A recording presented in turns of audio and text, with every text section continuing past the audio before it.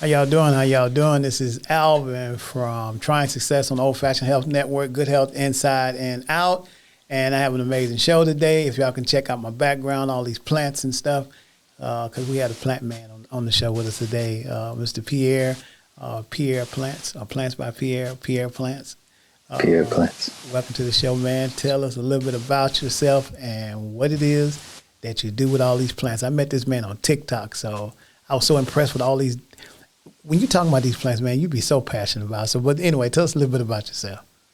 Yeah. Well, thank you for having me. Like you said, my name is Pierre Brevard. I'm originally from South Carolina. I moved down here to Atlanta about 3 or 4 years ago. I was raised with my grandmother in South Carolina. She was 63 when I was born, and she turned 93. Yeah, she's turning 93 this year. And she's the one that really got me into just learning about plants and gardening and just kind of like getting outside all the time. With her being like a person that grew up always outdoors, she always had me outside all the time as well. So that's where I kind of got like my interest from. With just learning as much as I can about like different kind of plants and everything like that, because she grew like cabbage, lettuce, peppers, but she really loved flowers. She always had like flowers in her yard, and whenever the seasons would change and some flowers would die back, she would replace them with flowers that would uphold during that season. So yeah, I think that's what kind of got me into it, because that kind of like built like a stronger bond between us. Not that we didn't have one already, but that's just something else to kind of like connect us together. So, well, I don't have a green thumb, not like what I've seen you do, man. I have to tell the people when they have to look at your TikTok page or your and to watch you just really get into these plants and explain to them, you just find yourself mesmerized. And then they seem to be so relaxing to talk about. And to me, I think one of the plants that stick out the most to me that you seem to like to grow is the elephant ears. I was like, these elephant ears everywhere, but they have a different name than what we normally call them. And what's another name for them instead of elephant ears? Yeah, so that's the most common name, elephant ear, just because of the shape of the leaf and how big it is. But the botanical name or the scientific name for it is Colocasia esculenta, or there is a variant that's called the Alocasia. And the big difference between the Colocasia and the Alocasia is that the Alocasia, when they grow, their leaves stick straight up. Like this plant behind me is actually a Alocasia. And when it grows, its leaves stick or grow up. And for the Colocasias, their leaves kind of grow down, or like they kind of do like a curve kind of downward facing. So that's how you can tell the difference. But there's also like many different variants even within the Colocasia and Alocasia family. So it can get pretty deep and it can get pretty detailed. And it's just how much detail do you want to go into it? I kind of stick with just the basics right now, just so I can kind of like learn how they grow and understand what they need to kind of like thrive and flourish. And then I'll start getting more into like the rarer varieties and stuff like that. So I saw you growing peppers too. Oh yeah. So, and you made this sauce that I was trying to figure out. It's like how he went from the elephant ear plants to this pepper. And I'm like, what was that pepper sauce? Was it, so to me, I'm thinking pepper sauce, but then I think it was what was it that you was making, and how do you make it? What is it? Yeah, it was actually a pepper jam. It was a mango habanero jam. And I actually have just a jar of it right here. But I made this, yeah. And the first time I made about 4 jars about that size. This most previous time that I made it, I only got about 2, just because I used less peppers. But I came across a recipe for, it was like a mango habanero and pineapple jam. Excuse me. But at the time, I didn't have any pineapples, so I just wanted to make a mango habanero. And like I said before, my grandmother, she always grew like bell peppers and jalapenos and stuff like that. So I wanted to try and grow some habaneros. And I grew them to their maturity. And, they're mature when they turn like a very deep orange, because I have some that's still kind of on the bush right now, and they're kind of like a translucent orange. So they're almost there, but not quite. But yeah, it's a really easy recipe. It really just comes down to the proper measurements and how spicy we want it to be. I probably used about 20, maybe 15 to 20 peppers, and kind of blended it up with vinegar, mango, and sugar, and cooked it down in a saucepan, and added the pectin, and the pectin is what kind of thickens it up to turn into that jam. Yeah. Is it hot? It is. It's pretty spicy. It's pretty spicy. I won't say that it's like overbearing, right, just because I didn't use too many peppers in the recipe, but you can definitely feel the kick in your mouth when you eat it with some crackers, or put it on some toast or something like that. Yeah. I personally like to eat it with cheese and crackers. Yeah, and so I don't like my food to be hot, because to me I can't really taste the other flavors, because it's just like, but based on the flavors you're mixing in this with mango, I could probably appreciate that a lot better than just regular hot sauce hot, because I taste the flavor and the different things that you're putting in it. So it sounds like it's pretty cool.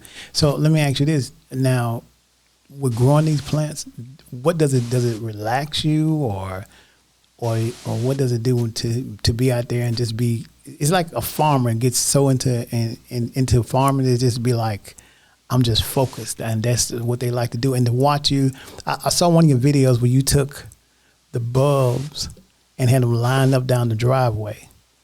And I was just it's like I was taking an agricultural class. I was trying to figure out, what is he going to do with this, and how are you going to do this? And then you showed us how to grow it back and all that kind of stuff. And you was talking about taking them out for the wintertime so they could be safe from the winter, and then put them back out. So right. How does all that work? Yeah, I would say just growing plants for me is very therapeutic. A lot of my friends always say that I'm very calm all the time in general, but it kind of gives me something to look forward to when I get off work. I can kind of like come home and just kind of tend to my plants, kind of look at them to see any kind of new growth that's coming in. Because I always get really excited when I see like a new leaf coming in from a plant, or a plant that was maybe on the verge of dying, and I was able to kind of like bring it back to life. For example, like I go back to this plant that's back here. I got that from Home Depot, and when I got it, only one leaf was on it, and it was very small. And I put it out in my yard, and I knew those type of plants need a lot of sunlight and a lot of water. So the area that I had it in, it definitely got about 6 hours of sunlight each day. And I just made sure I watered it and gave it proper nutrients and fertilizer, and it grew very big. So, but yeah, it's very therapeutic for me. And these that I have right now, they are supposed to be dormant, or they're supposed to be dead right now, because they're definitely not winter plants. These are more tropical plants. They live in a very hot climate. So any kind of like cold weather, depending on how cold it gets in your area, it will definitely knock them out. But what you can do, since these type of plants, they grow from a seed, but once their seed kind of develops, it turns into something called a bulb or a corm, or a tuber. And what you can do, you can dig that up. You can just cut all the leaves off, dig that bulb up, and store it. And what'll happen, the bulb will dry out over the winter. And then if you wanted to next season, like spring and summer, when that comes around, you can replant it and it'll grow the plant again. And each year, if you take care of it properly and you give it the proper nutrients and fertilizer it needs, the bulb will just keep getting bigger and bigger, which will in turn produce a very large plant. Okay, so this is a it's not a trick question, but it's a question like this. So for instance, I'm vegan, right? Right. I'm vegan, so I'm all into eating plant-based type stuff. But then you got some people that are carnivore, they love meat, so they're not passionate about the same way I am about eating healthy and for the environment. Does it bother you, or do you encourage people to do more of a plant-based type of lifestyle because you're into plants, or you like, no, plants are just like animals too, they should not be hurt?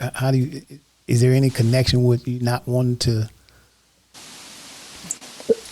No, I would say, me personally, I'm pescatarian, so I don't eat any like chicken, turkey, beef, pork, but I still eat like crab, lobster, salmon, shrimp, and stuff like that.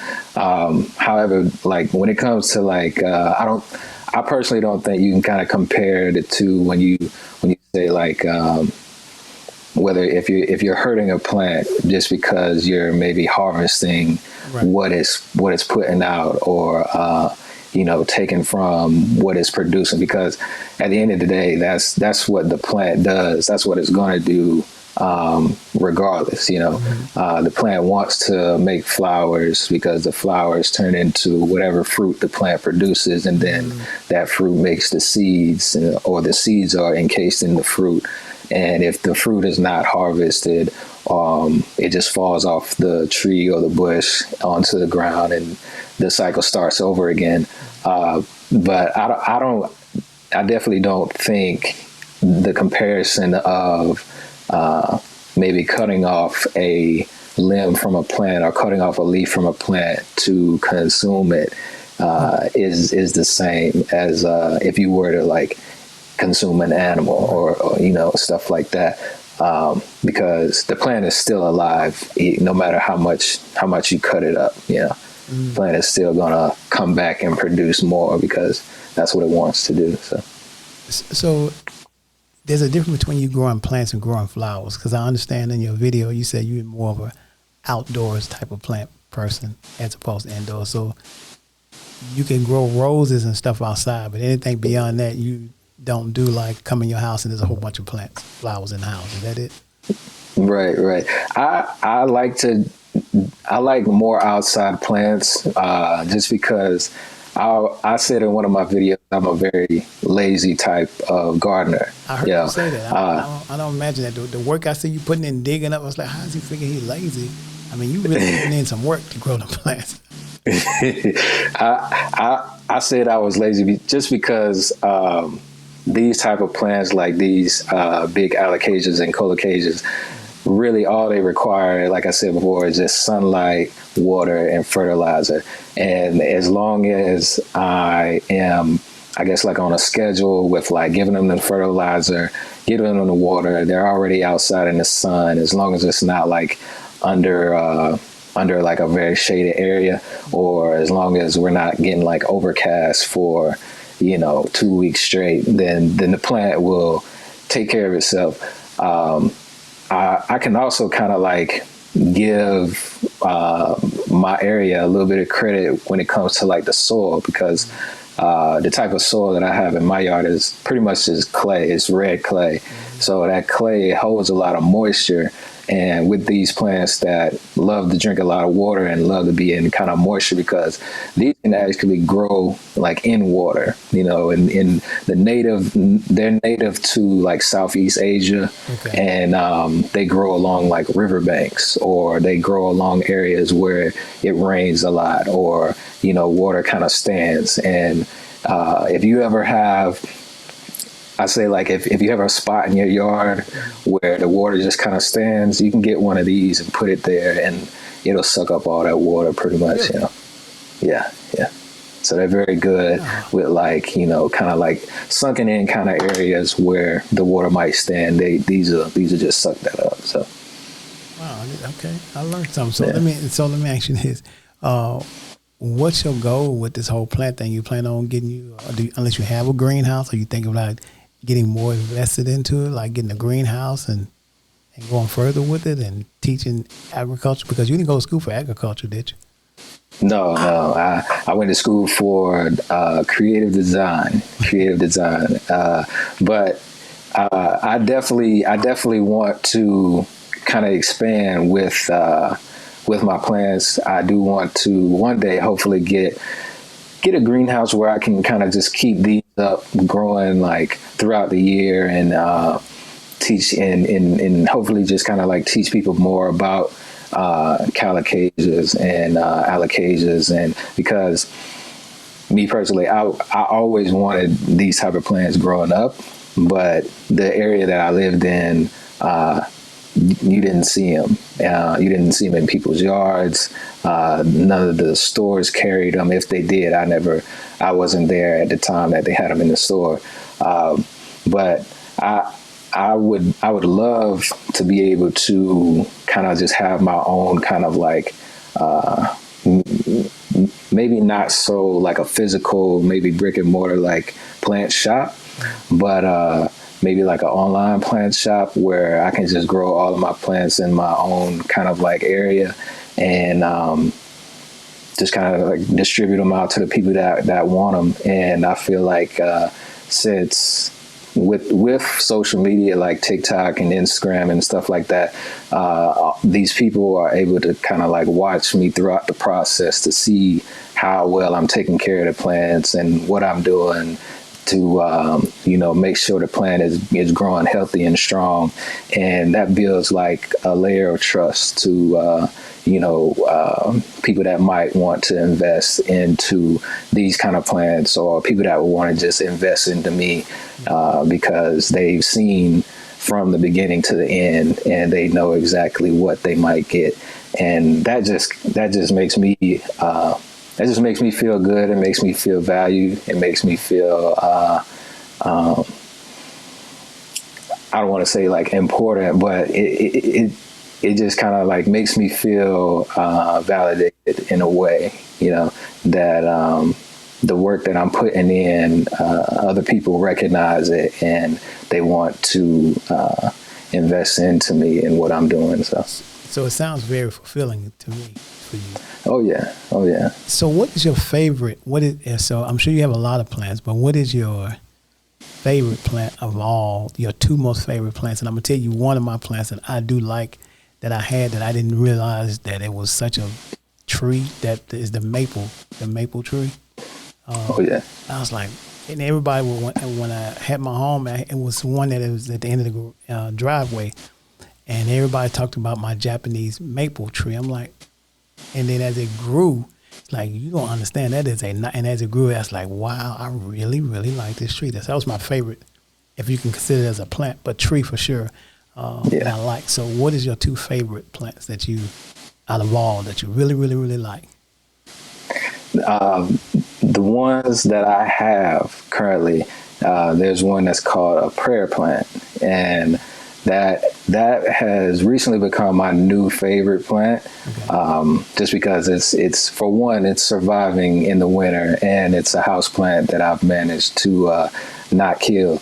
But it's a very, very neat looking plant. It has a lot of like different variegated colors, and it has light green, dark green, has like some nice patterns in the leaves and everything like that. And the plant actually like moves throughout the day. I don't think you can like see it with your naked eye moving, but you can definitely notice that it moving. Like in the morning, the plant might be spread out like this, or the leaves might be spread out like this, but at night or in the evening, the leaves come kind of close together like this. And that's why they call it the prayer plant, because it's kind of like maybe like your hands opening up in the morning, and then that evening, they come together. So, but that has recently become my new favorite plant. My second most favorite plant is my black coral colocasias. And I really like those just because when the plant first starts off, or when the plant first sprouts out a new leaf, the leaf is green.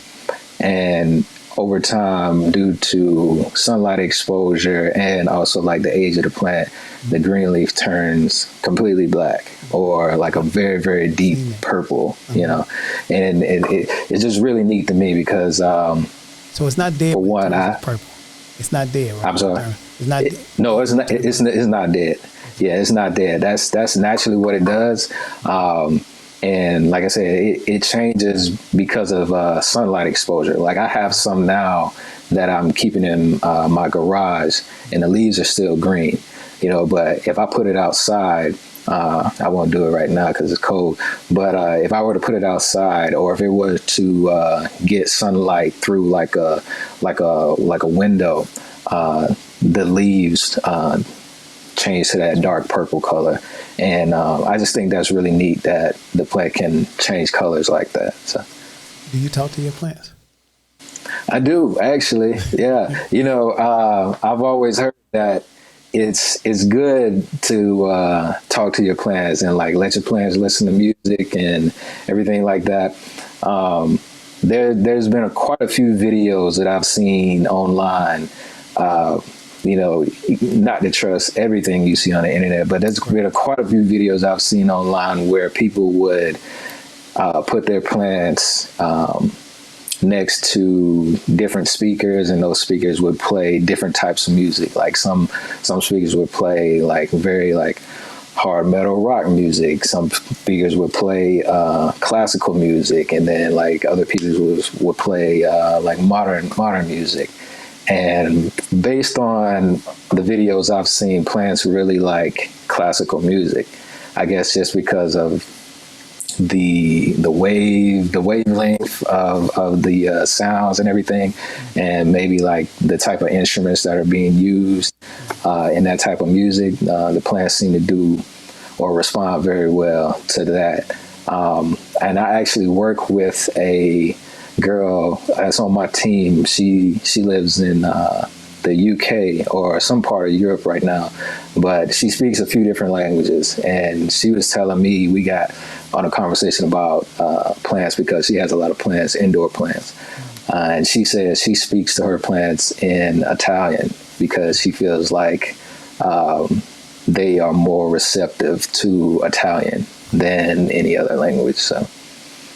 But I think, you know, talking to your plants, I think, you know, it's kind of therapeutic in a way, you know, because they're not going to tell anybody anything you say. But I also think, you know, you're not just wasting energy or wasting your breath talking to plants, because they are alive, you know. They just can't respond or can't like. You know, we can tell they respond. Huh? Right. So this is my last question. Aloe vera plants and other plants that are used for, I guess, healing of the sense. Marijuana plants, all those different type of plants that are made for healing. What's your thoughts on that? Do you believe that those plants, or are you interested in growing those type of plants or having a, you know, farm? Yeah. I'm a big advocate for aloe vera. I don't have an aloe vera plant in my possession as of today, but my grandmother, she has so many aloe vera plants.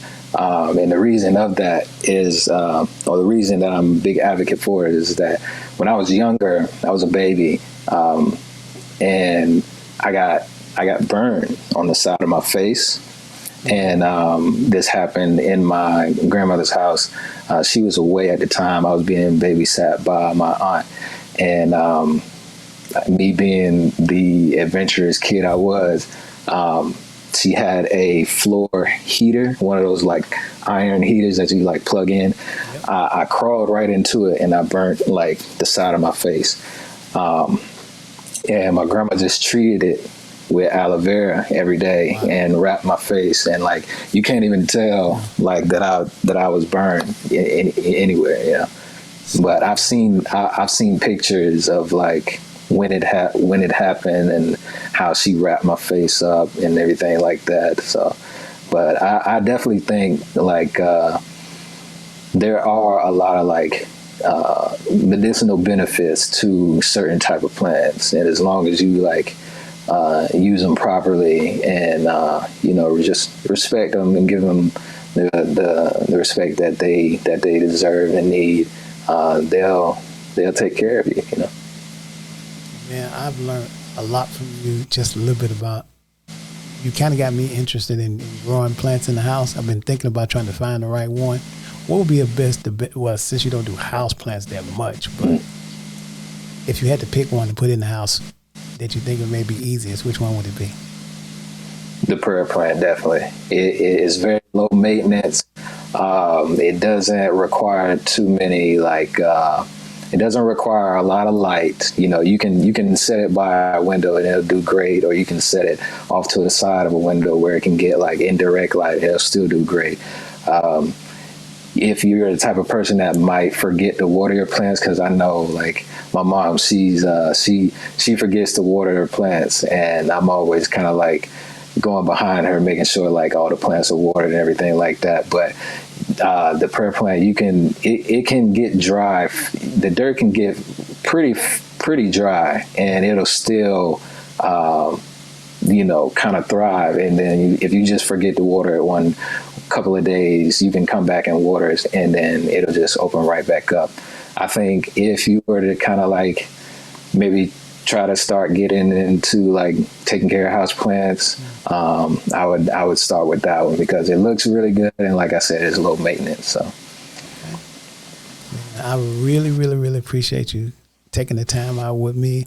I appreciate what you do. Anything that's to me that's nature, close to nature, to me, those people that are so into nature, is a little bit more about what the world should be about, in my opinion, because you're taking the time out and being closer to nature than the people that may not be.